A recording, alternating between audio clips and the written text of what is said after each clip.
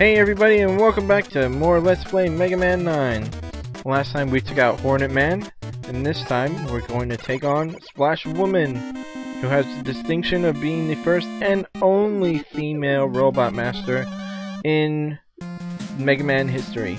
Well, at least as far as the original series is concerned. Alright. Now, Splash Woman's stage is not too tough either. However, there are a few obstacles in here that can be a bit of a handful.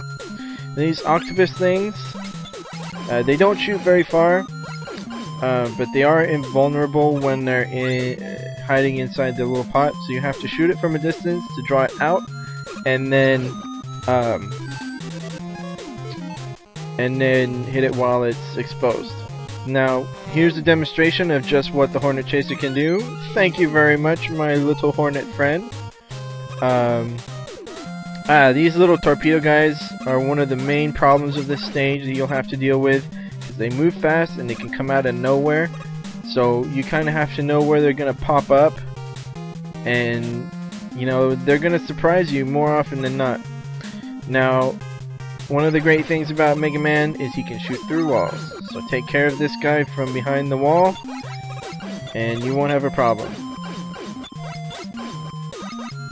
Alright. Take care of that guy. Now, of course, if you move too far forward, he's going to pop back up and respawn, so kind of try not to move too far forward. Now, those of you who have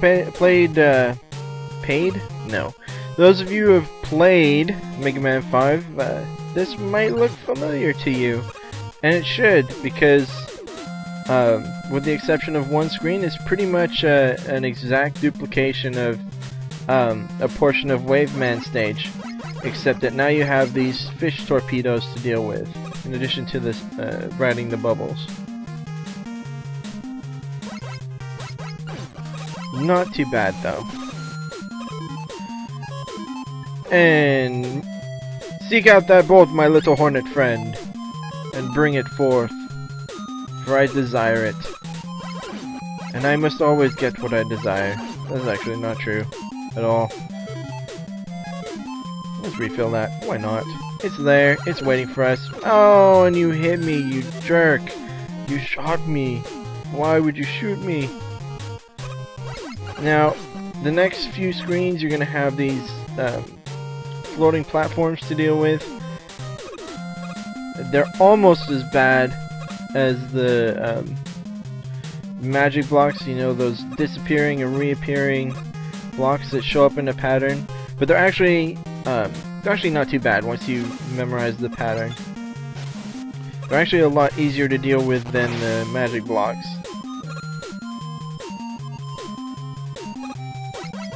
Whoops.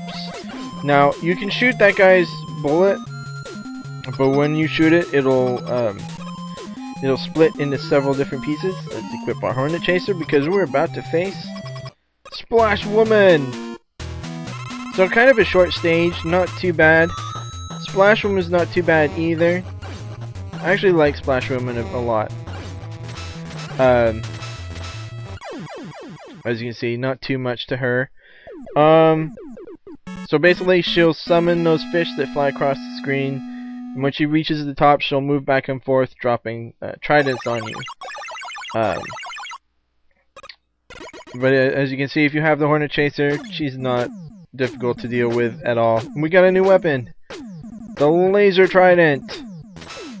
Very cool. This is kind of like the equivalent of a charge shot in this game.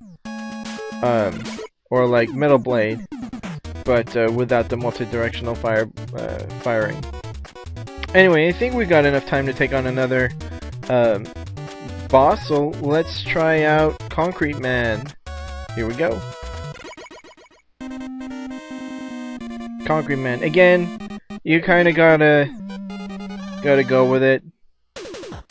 Now this stage is one of my least favorite stages, just because, as you'll see in a minute, there's all this stuff flying around all over the place. There, these birds If their rocks fall on the ground, they're gonna split up. Then you've got the see what I mean? Gosh. You've got these things that pop out of the holes and will shoot bullets across the screen.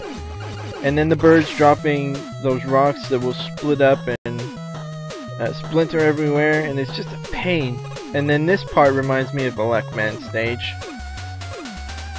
If you've ever played Mega Man 1, you know what I'm talking about, although that's not nearly as bad as Elecman stage. Oh, you little bugger. And a 1-up.